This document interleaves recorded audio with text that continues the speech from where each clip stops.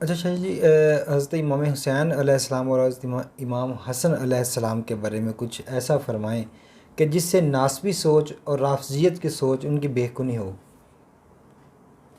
منیر بھائی، جو آپ نے ابھی سوال کیا ہے اس میں تھوڑا سا میں تفصیلاً آپ کو بتاتا چلوں کہ سیاستہ کی ساری کتابیں آپ اٹھا لیں، بخاری، مسلم، ترمذی، ابو داؤد، ابن ماجہ جی جی اور ترمذی اور باقی جو حدیث کی کتابیں، اگر آپ سیاستہ سے باہر کی بات کرتے ہیں تو اس میں مسند احمد ہے، دارقطنی ہے، اور بھی بے شمار نیل الوطار ہے، یہ بھی حدیث کی کتابیں، ان کے ہم کسی کے انکاری نہیں ہیں، کیونکہ یہ سیاستہ تو ہے جس پہ سارے متفق ہو گئے۔ جی بالکل ایسا ہے۔ تو ان میں کسی جگہ پہ بھی اور دوسری حدیث کی کتابوں میں بھی کسی جگہ پہ بھی رسول اللہ صلی اللہ علیہ وسلم کے ظاہری شکل و صباحت اور صورت کا ذکر نہیں ملتا۔ دو روایت ملتی ہیں، ایک ام معبد جی جی اور ایک حضرت جابر کی۔ اب حضرت جابر کی جو روایت ہے وہ آپ کو پتہ ہے کہ 14ویں کا چاند تھا اور وہ بار بار دیکھ رہے تھے، کبھی آسمان والے چاند کو اور کبھی آقا علیہ السلام کے چہرہ اقدس پہ، اور بالآخر وہ اس فیصلے پہ متفق ہو گئے، بلکہ ان کے دل کو اطمینان ہو گیا کہ آسمان کے جو چاند پہ داغ ہے لیکن آقا علیہ السلام کے چہرہ جو بے داغ ہے۔ اسی طرح ام معبد کے متعلق بھی ملتا ہے۔ اب آپ نے سوال کیا امام حسن اور حسین، یہ مجموعہ تھے، یعنی کہ آدھا امام حسین علیہ السلام کا اور آدھا امام حسن علیہ السلام کا، اللہ کے نبی صلی اللہ علیہ وسلم کے وجود اقدس جیسا تھا۔ اب سب سے بڑا تو اس پہ ناسبی سوچ کے جو حامل لوگ ہیں ان کے اوپر تو بے خونی یہیں پہ ہو جاتی ہے کہ آقا علیہ السلام کا ظاہری وجود اگر کسی نے دیکھنا ہے تو حسن حسین کو دیکھ لیں۔ اب آپ دیکھیں کہ آپ نے ان کو دیکھا ہوگا کہ جو ہمارے انڈیا کے ایک بہت بڑے مصنف بھی ہیں، تو انہوں نے ایک کتاب کے اندر لکھا کہ لوگ کہتے ہیں کہ قرآن ایک ہے لیکن میں کہتا ہوں قرآن دو ہے۔ اس پہ لوگوں نے اس پہ فتوے لگائے جیسے علامہ اقبال پہ فتوے لگتے تھے، ابوالکلام آزاد۔ تو انہوں نے پوچھا کہ آپ نے ابوالکلام آزاد کو کہا کہ یہ آپ نے کیسی بات کر دی کہ دو قرآنوں سے، کہ ایک وہ جو اللہ تعالیٰ نے کتاب کی شکل میں نازل کیا اور ایک وہ جو پورے وجود کے ساتھ مدینہ تو منورہ کے اندر پھرتا ہوا نظر آتا تھا۔ اور آقا علیہ السلام کے متعلق حضرت عائشہ صدیقہ رضی اللہ تعالیٰ نے ارشاد فرمایا تھا، ام المومنین نے کہا، آپ نے ارشاد فرمایا، صحابہ اکرام نے آ کے پوچھا کہ ہمیں اخلاق کے متعلق بتائیں، اس نے سلوک کے متعلق بتائیں، اور آپ نے ارشاد فرمایا کہ کیا تم نبی کریم صلی اللہ علیہ وسلم کے اخلاق کے متعلق مجھ سے پوچھنے کے لیے آگے ہو، کیا قرآن نہیں پڑھتے؟ تو قرآن نہیں پڑھتے۔ اس میں یہ تھا کہ آپ ظاہری وجود کے ساتھ جو ہے قرآن وہ چلتا پھرتا نظر آتا تھا۔ اب حسن و حسین وجود کے ساتھ محمد رسول اللہ صلی اللہ علیہ وسلم کے وجود کے ساتھ وہاں پہ موجود تھے، تو ناسبیت پہ تو یہیں پہ بے خونی ہو جاتی ہے۔ اور اب دیکھیں ام معبد نے کیا کہا، میں تھوڑا سا بتا دوں۔ ام معبد نے جب ابو معبد آئے تو آ کے انہوں نے کہا کہ مجھے گھر کے اندر کوئی رونق نظر آ رہی ہے اور مجھے بتاؤ، خوشبو نظر آ رہی، تو کیا بات ہے کہ آج کوئی آیا تھا؟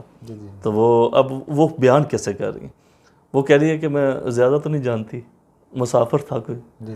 تو اس نے آ کے کہا کہ تمہارے پاس کوئی کھانے کو کوئی چیز ہے؟ میں مختصر بیان کر رہا ہوں۔ تو وہ میں اپنے اندر وہ تخیل بھی نہیں لا سکتا، وہ جذبات بھی نہیں لا سکتا جو ام معبد کے ہوں گے۔ تو انہوں نے کہا کہ نہیں، ایک بکری ہے، وہ بھی کئی عرصہ سے کئی ہفتوں سے اس نے دودھ دینا چھوڑ رکھا ہے۔ تو جب آپ نے کہا کہ اسی کو لے آؤ، تو جب یہ بات کی تو پھر اس نے دیکھا، اس نے کہا کہ میں بتا رہی ہوں کہ اس نے دودھ دینا چھوڑ رکھا ہے، اور وہ جو نظر پڑی تھی، وہ نظر پڑی اس بات کے بعد جب آپ نے کہا کہ وہی لے آؤ، تو وہ جو نظر پڑی اس کا بیان وہ کرتی ہے۔ وہ کہتی ہے کہ میں زیادہ نہیں جانتی، لگتا تھا کہ آسمان سے کوئی شہزادہ اترا تھا یا آسمان والا خود ہی تھا، یعنی کہ وہ بیان نہیں کر سکتی، وہ تخیلات وہ میں بھی نہیں بیان کر سکتا کہ انہوں نے کیا کہا۔